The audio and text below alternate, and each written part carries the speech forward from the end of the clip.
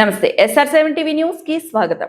శ్రీ పల్లికొండేశ్వర స్వామి దేవస్థానం నందు చెన్నైకి చెందిన యువరాజన్ దాత సహకారంతో ఆదరపు వంటశాల కొరకు ఆలయ చైర్మన్ డి పద్మనాభరాజు చేతుల మీదుగా భూమి పూజ. తిరుపతి జిల్లా నాగలాపురం మండలం సురటపల్లిలో వెలిసియుండు శ్రీ పల్లికొండేశ్వర స్వామి దేవస్థానం నందు ప్రతిరోజు నిత్య అన్నదాన కార్యక్రమం జరుగుతుంది. అయితే సదరు అన్నదానం భవనం నందు వంటశాలలో అన్నదానం తయారీ మరియు ప్రసాద విక్రయములకు అవసరమగు లడ్డు, వడ, పులిహోర ప్రసాదాలు తయారు చేయుటకు కష్టంగా ఉన్నందున చెన్నైకి చెందిన యువరాజన్ అను దాత సహకారంతో సుమారు 3 లక్షలతో రేకుల షెడ్ నిర్మించుటకు ముందస్తుకు రావడం జరిగింది.